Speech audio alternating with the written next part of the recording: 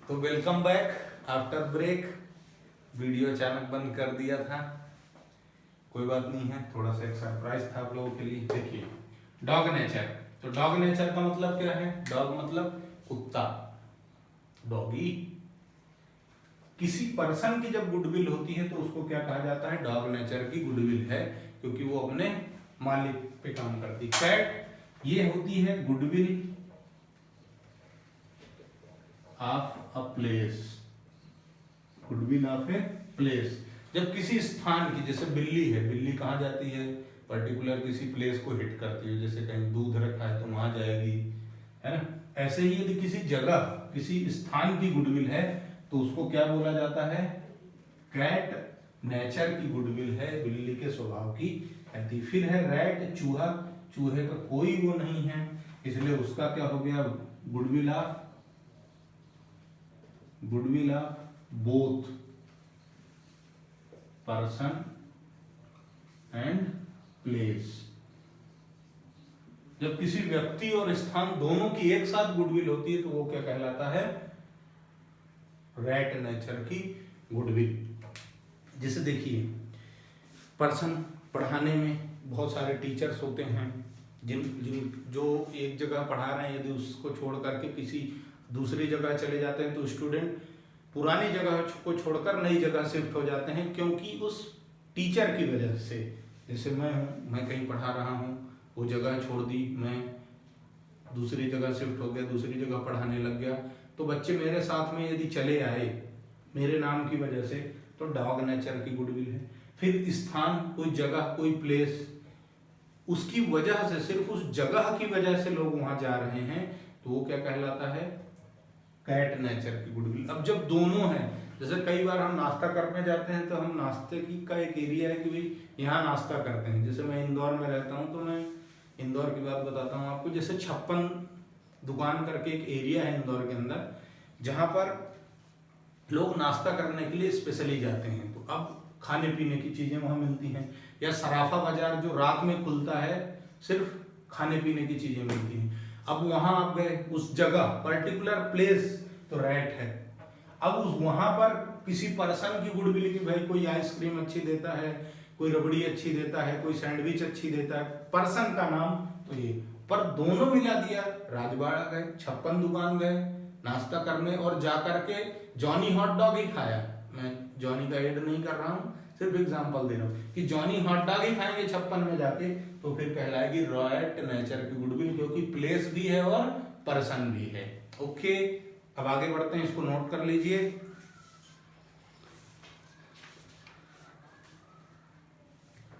ये ध्यान रखना, AS 26 अकाउंटिंग स्टैंडर्ड 26 के हिसाब से क्लासिफिकेशन क्या है? Self generated, purchase. Self generated को हम बुक्स में रिकॉर्ड नहीं करते, उसकी वैल्यू नहीं लिखी जाती। सिर्फ परचेज की, परचेज्ड गुडविल जो होती है, सिर्फ उसी की वैल्यू लिखी जाती है। कैलकुलेशन, वैल्यूएशन हम आगे देखते हैं।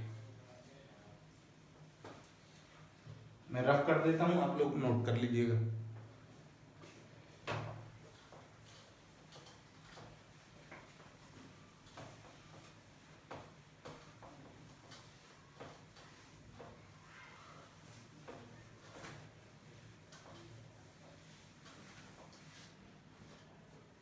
चलिए, अब हम देखते हैं methods of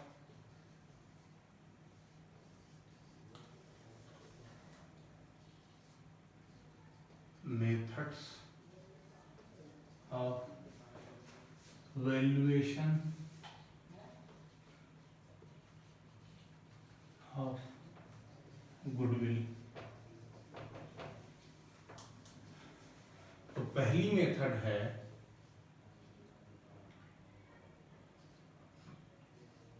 simple average profit method. Average profit method, इसको हम दो भागों में, दो पार्ट्स में डिवाइड कर देते हैं। एक होता है सिंपल एवरेज और दूसरा होता है वेटेड एवरेज।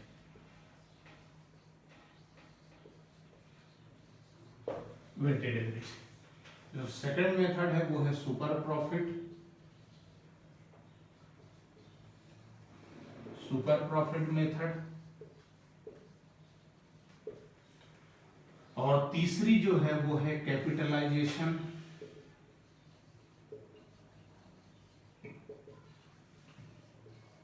Capitalisation method. इसमें फिर से दो तरीके, average profit capitalisation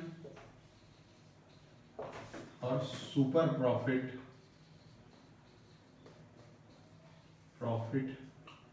capitalisation. That means capitalisation of super profit और कैपिटलाइजेशन ऑफ एवरेज प्रॉफिट। ये तीन मेथड है। एक और मेथड हुआ करती थी चौथी, जो हमारे सिलेबस में नहीं है, एन्युटी मेथड।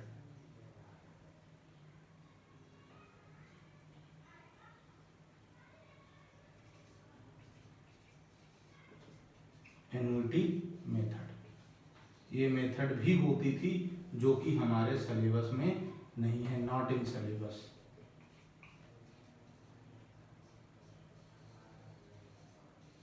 सिलेबस में नहीं। ये तीनों मेथड आप नोट कर लीजिए।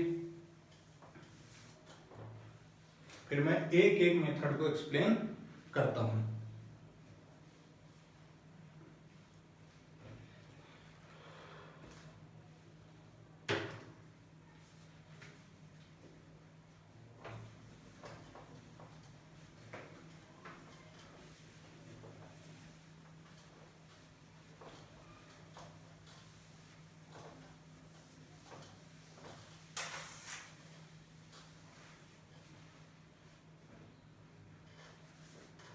उम्मीद करता हूं आप लोगों ने इसको नोट कर लिया होगा। चलिए, तो पहली मेथड हम स्टार्ट करते हैं, एवरेज प्रॉफिट मेथड। हर चीज आप नोट जरूर कीजिएगा प्रॉपर यूटिलाइजेशन के लिए।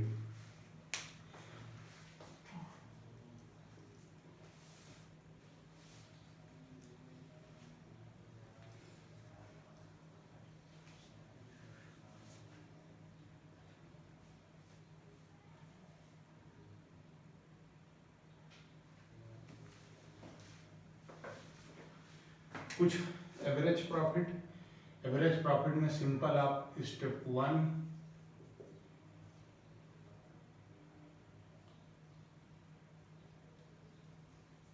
स्टेप 1 इसमें आप करेंगे calculate average profit.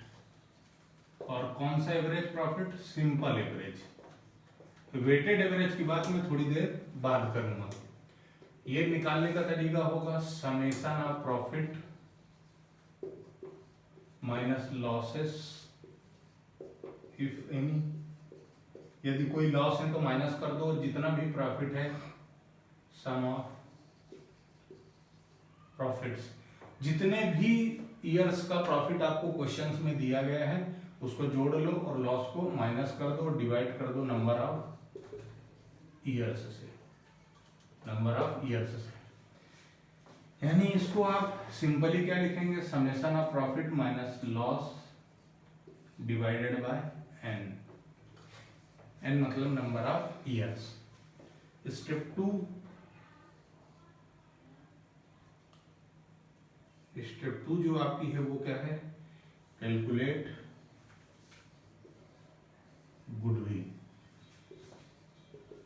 Calculate goodwill. अब गुडविल कैसे निकालेंगे? तो आपने जो स्टेप 1 में प्रॉफिट निकाला है, average profit, AP average profit, उस एवरेज प्रॉफिट को मल्टीप्लाई कर देंगे आप number of year of purchase से। Number of years of purchase से आप मल्टीप्लाई कर देंगे तो आपके पास क्या आ जाएगी? गुडविल ये है सिंपल मेथड की goodwill, simple average profit method. Weighted average के लिए आपका फार्मूला बदल जाएगा, पर हम पहले ये समझते हैं number of years of purchase का क्या मतलब है। परचेज ईयर से क्या मतलब है?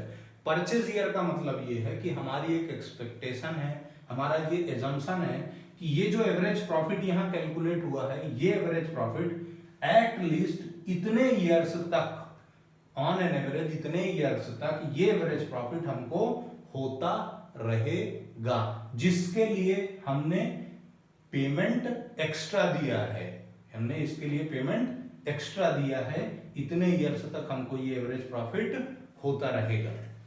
ठीक है, इसको नोट कर लीजिए। हाँ, अब आप एक चीज ये ध्यान रखिएगा कि ये जो प्रॉफिट निकालेंगे ये नॉर्मल एवरेज होना चाहिए, नॉर्मल बिजनेस का प्रॉफिट होना चाहिए, इसमें कोई ऐसी एक्टिविटी ना हो जो एबनॉर्मल हो। यानी हम एक चीज और अभी इसमें देखेंगे कि ये प्रॉफिट नॉर्मल प्रॉफिट कैसे कैलकुलेट होगा, नॉर्मल बिजनेस प्रॉफिट कैसे कैलकुलेट होगा, इसको भी हम देखेंगे। आप इसको नोट कर लीजिए।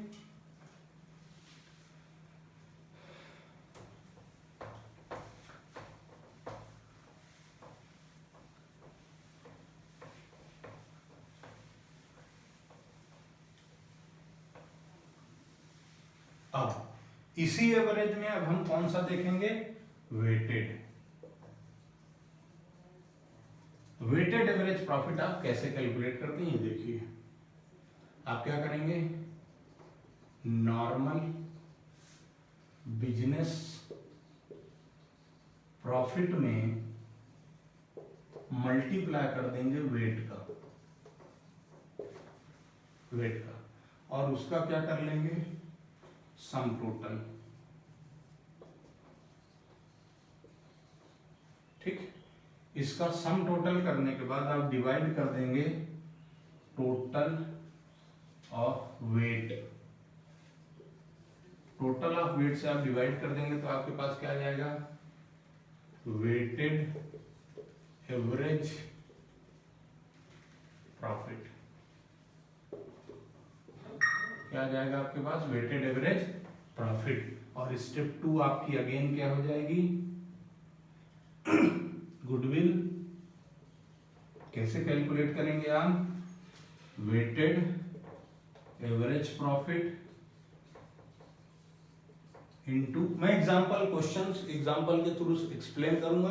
अभी आप थ्योरी लिख लीजिए, फिर मैं क्वेश्चंस में एक्सप्लेन करूंगा। नंबर ऑफ परचेज ईयर्स, या फिर years of purchase. Number of years of purchase भी लिख सकते हैं, नंबर ऑफ परचेज ईयर भी लिख सकते हैं, कोई दिक्कत नहीं है। इसको भी नोट कर लीजिए।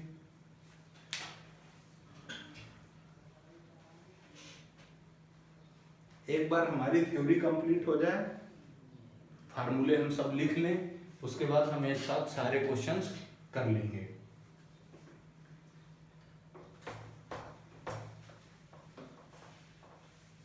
वेट क्वेश्चन में आपको गिवन होगा, नहीं गिवन होगा तो जैसे 3 इयर्स का प्रॉफिट गिवन है तो आप 3 इयर्स को वेट दे देंगे 1 2 3।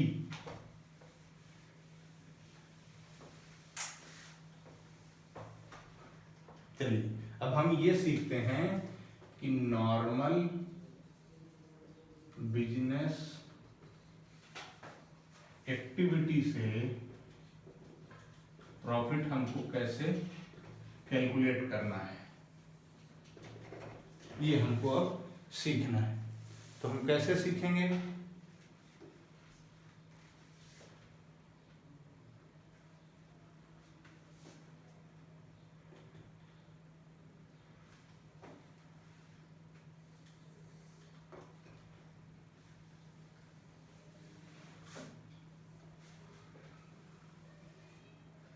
Particular amount. सबसे पहले लिख देंगे आप प्रॉफिट या फिर losses given before adjustment. Adjustments के पहले का जो प्रॉफिट या लॉस गिवन है आप उसको यहाँ लिख देंगे। मैं जब क्वेश्चंस कराऊंगा तो ये फॉर्मेट काम आएंगे, इसलिए आप फॉर्मेट जरूर नोट करें बच्चों। इसमें आप कुछ चीजें ऐड करेंगे और कुछ चीजें लेस करेंगे। लेस हम बाद में लिखेंगे, पहले हम ऐड लिख लेते हैं। तो आप एबनॉर्मल, पहला abnormal profit, sorry abnormal loss आप प्लस कर लेंगे। अब एबनॉर्मल लॉस कैसे, जैसे एग्जांपल के तौर पर loss by fire, earthquake etcetera, और भी ऐसी कोई भी आपदा आई है जो प्राकृतिक है वो। दूसरा आप इसमें करेंगे loss on sale of fixed asset,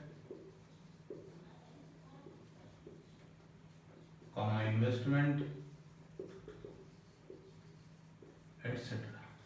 ये दोनों चीजें आप इसमें प्लस कर देंगे। ये आपने प्लस कर लिया।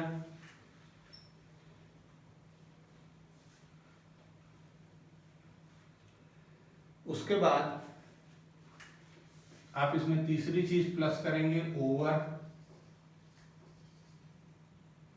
Valuation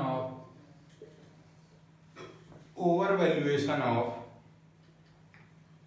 opening stock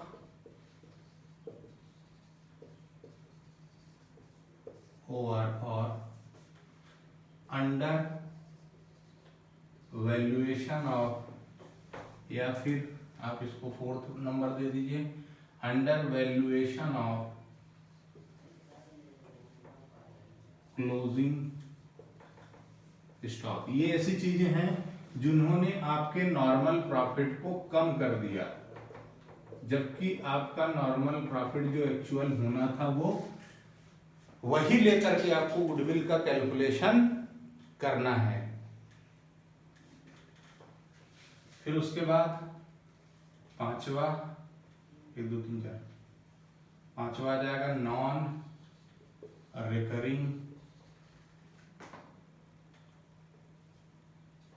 recurring expenses, मतलब ऐसे एक्सपेंसेस जो रोज नहीं होते हैं, या यू फिर कहो नॉट एक्सपेक्टेड इन फ्यूचर। अब भविष्य में इस तरह का कोई भी एक्सपेंस नहीं होगा, उम्मीद नहीं है। 6 आएगा कैपिटल एक्सपेंडिचर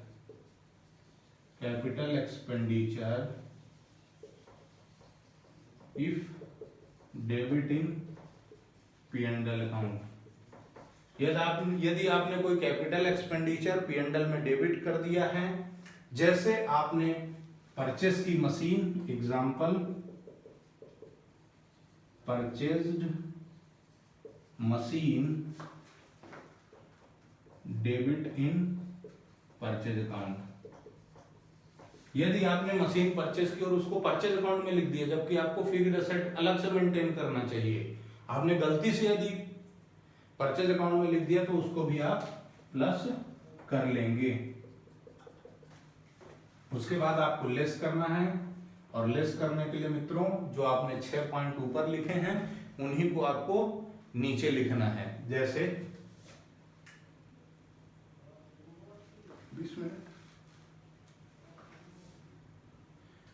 एब नॉर्मल गेन, उसके बाद दूसरा है एबनॉर्मल गेन के बाद over valuation of closing stock, and तीसरा under valuation of opening stock. ऊपर जो लिखा है उसका अपोजिट करना है बेटा। फिर यहां पर एक और लिख लीजिए, 7th फ्यूचर एक्सपेक्टेड इनकम, इसको आप प्लस कर लेंगे, और फ्यूचर एक्सपेक्टेड एक्सपेंसेस को आप माइनस कर देंगे, और पांचवा रेम्यूनरेशन टू पार्टनर, जैसे सैलरी, कमीशन एटसेट्रा, माइनस कर दें। ये सारी चीजें आपको माइनस करनी है।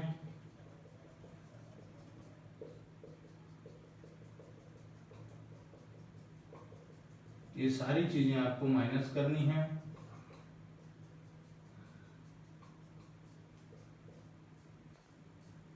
अभी यहां से जो निकल के आया ये है आपका, ये क्या कहलाएगा आपका नॉर्मल बिजनेस एक्टिविटी प्रॉफिट। और इसमें आपको सिंपल एवरेज निकालना है तो निकाल लो, वेटेड निकालना है तो वेट का मल्टीप्लाई कर दो, आपका प्रॉफिट आ जाएगा। दोस्तों मैं एक और ब्रेक ले रहा हूं, अब अगले पार्ट में आगे की चीजें